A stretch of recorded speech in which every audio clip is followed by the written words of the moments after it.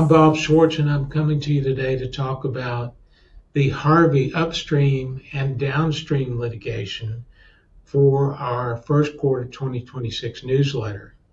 A little bit of background. The Harvey upstream and downstream litigation deal with the Addicks and Barker reservoirs. 9 years ago this August, Hurricane Harvey struck Houston, August of 2017. The U.S.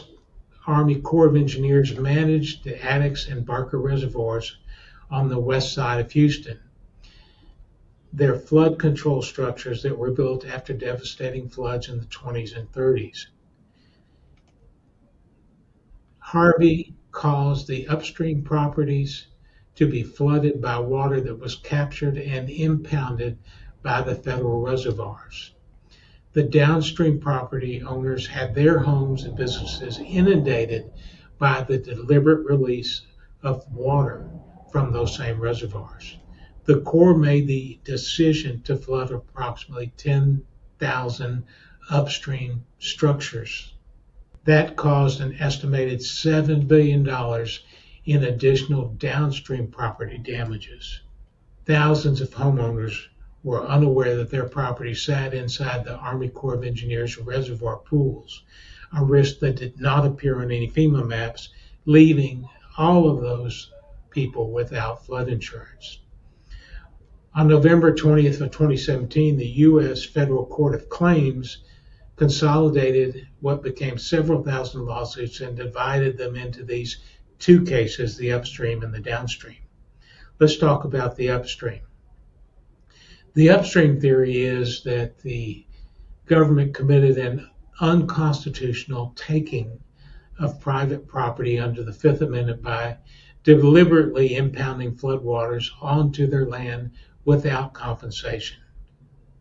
On December 17th of 2019, a liability ruling came down for the plaintiffs. The judge issued a historic ruling finding the government liable for their damages. The judge ruled that the Corps intentionally flooded the upstream properties during Harvey to protect the city of Houston, and that the victims living near the reservoirs did not know their property was in a flood pool, as I stated just a second ago. On December 15, 2021, the judge declined to certify a partial class action, meaning homeowners had to file individual claims rather than proceeding as a class. All of our clients' claims are filed individually. In 2022, the damages phase of the trial concluded with the court collectively awarding the test case plaintiffs over $500,000 with interest.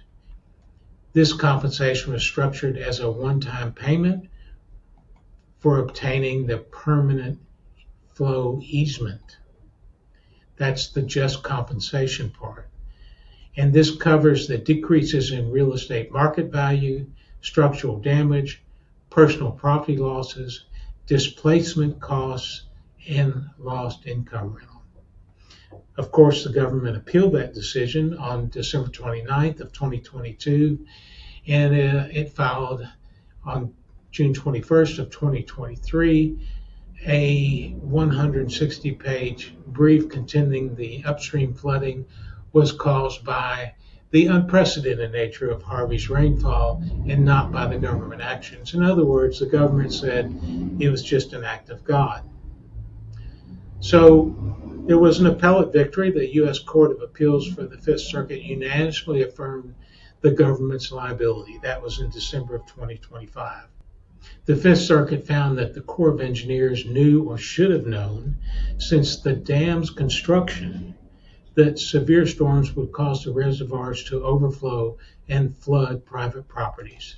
Importantly, the court held that the flooding constituted a permanent taking, as hurricane-level storms would, quote, inevitably recur without identifiable end.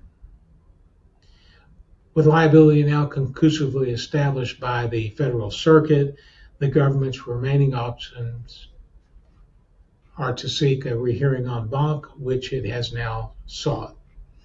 Once the case is returned to the U.S. Court of Claims, the court is expected to work through the remanded damages issue before lifting a litigation stay on the remaining upstream claims, potentially affecting several thousand additional plaintiffs. Let's talk about the downstream cases. The downstream cases are based on the argument that the Corps of Engineers committed a taking by opening the reservoir gates and releasing water directly into the neighborhoods below it. In 2020, there was an initial dismissal of cases by the judge. The judge said that the plaintiffs did not have a cognizable or recognizable property interest in perfect flood control. And the downstream property owners had historically benefited from the dams, distinguishing their situation from the upstream plaintiffs who derived no benefit ever.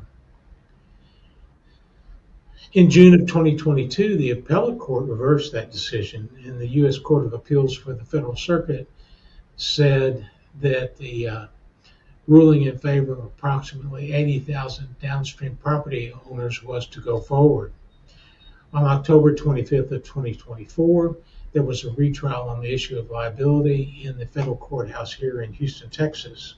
The testimony concluded in December of 2024.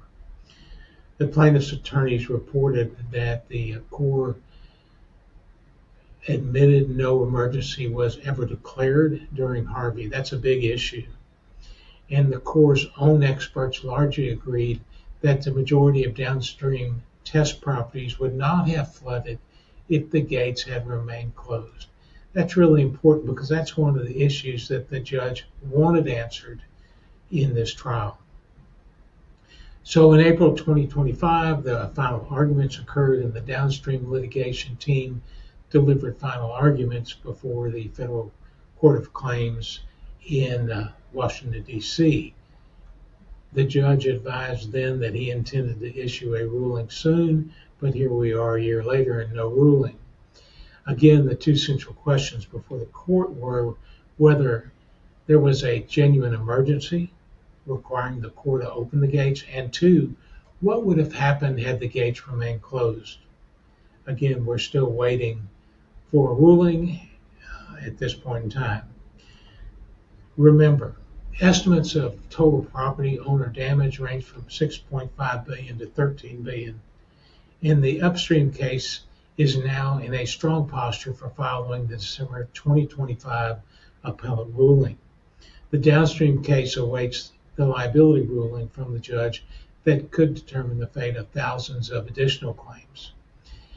It would be good at this point in time for our clients to gather the documentation which corroborates and evidences the financial losses that they have suffered, whether it be of those categories or one or more of the categories that was found above, whether it was a decrease in real estate market value, which would be an appraisal, whether it was structural damage, which would have been damage estimates and repair costs, whether it be personal property losses, which would be and involve pictures of your personal property and receipts if you have them, and displacement costs, which is essentially someone having to move out of their home or business because of the unlivable or unworkable conditions, and lost rental income where someone owned rental property and lost income from that rental property because it was uninhabitable or could not be used for business purposes. We'll be letting you know when we learn something about these issues. In the meanwhile, if you have any questions, you can always contact us on our website at bcaclients.com. Thank you. You've been watching a litigation update with Brent Kuhn and Associates. Brent Kuhn and Associates is a nationally recognized law firm and the epitome of the 21st century law practice. The firm has built its reputation on the satisfaction of its clients and the respect of both colleagues and opponents. Our mission is to help ensure that individuals' rights are protected and their well-being respected. For more information about Brent Kuhn and Associates and current litigation, please visit bkuhnlaw.com.